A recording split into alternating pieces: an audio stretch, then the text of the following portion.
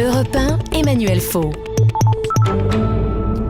Bonsoir Jérôme Guedj. Bonsoir. Député socialiste de l'Essonne, pour encore quelques jours, vous allez devoir rendre son siège à François Lamy, qui n'est plus ministre et qui va redevenir député. D'ailleurs, c'est pas un petit peu rude cette règle du suppléant de député qui tient le siège au chaud, mais qui doit s'effacer dès que le patron revient? Écoutez, c'est la loi, dura lex, sed lex.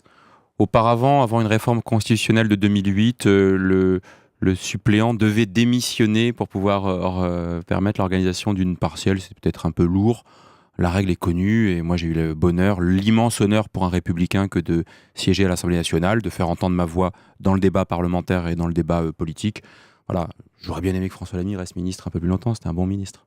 Alors, Jean-Christophe Cambadélis, premier secrétaire du PS depuis un peu plus de 2 heures. Le parti est en de bonnes mains, selon vous?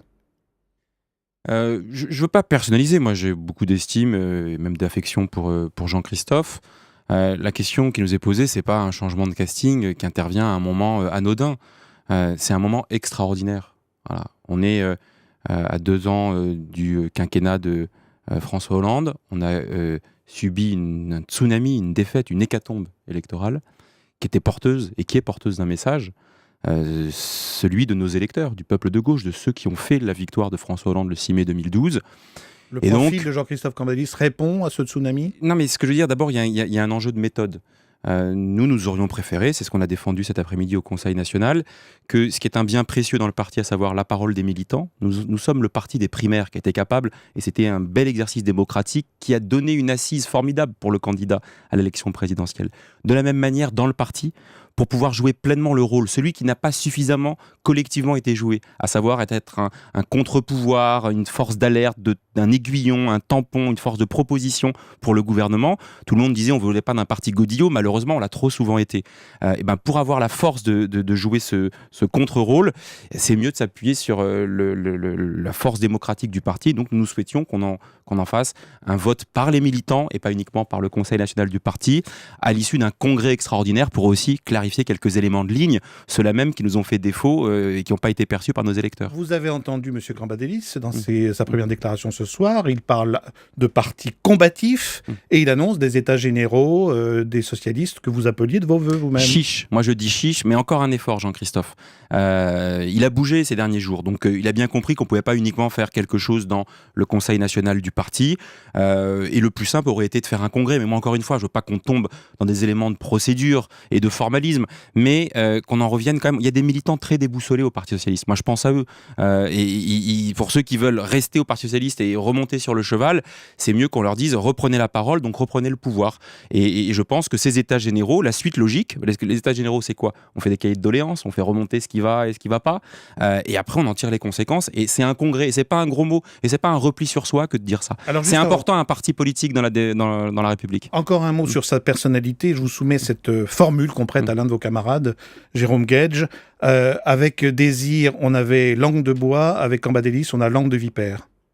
Non mais encore une fois, moi je me prête pas à ces jeux. Je veux dire, les deux sont...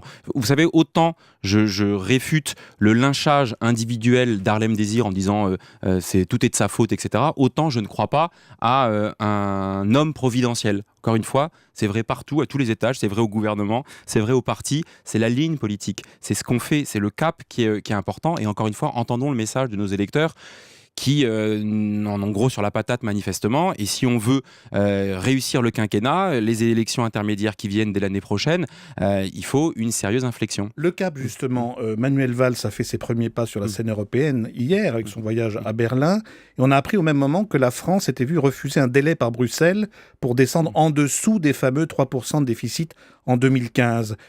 Jérôme Guedj, est-ce qu'il faut s'incliner devant la fin de non-recevoir de la Commission européenne, selon vous, ou le gouvernement devrait forcer la porte?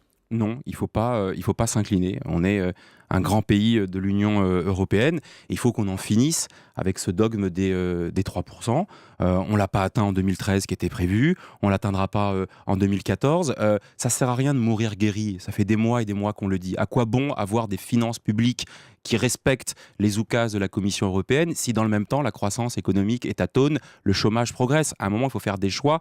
On ne peut pas sabrer la dépense publique qui est aussi un vecteur et un facteur de création d'emplois, qui est un facteur de soutien à la consommation, au pouvoir d'achat des ménages. Donc il faut faire attention à ne pas juger l'action politique à l'aune uniquement des marchés financiers et des agences de notation. Donc là, l'inflexion de la politique du gouvernement que vous appeliez de vos voeux, avec 85 autres parlementaires socialistes, dans la lettre que vous avez adressée à Manuel Valls, en vous avez de bonnes lectures, majorité, l'inflexion, elle va dans le mauvais sens, si je vous entends, à commencer par cet exemple.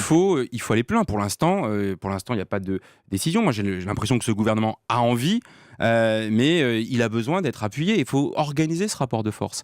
Et il faut considérer qu'on ne peut pas sacrifier des éléments emblématiques, constitutifs du modèle social français, les services publics, la protection sociale, des dépenses publiques, qu'on fasse là où on peut le faire, de la chasse au gaspillage, des économies. Mais je suis le premier à le reconnaître. Mais on ne peut pas céder au dogme qui consiste à dire que la dépense publique, par définition, elle est néfaste. En 30 secondes, Jérôme Gaj, qu'est-ce que vous dites de la proposition choc que nous avons évoquée tout à l'heure de Pierre Gattaz, le patron du MEDEF, d'instaurer un salaire, dit-il, transitoire, qui serait inférieur au SMIC actuel pour faciliter l'embauche des jeunes? C'est du foutage de gueule. Il a qu'à passer une journée au salaire intermédiaire qu'il appelle de ses voeux.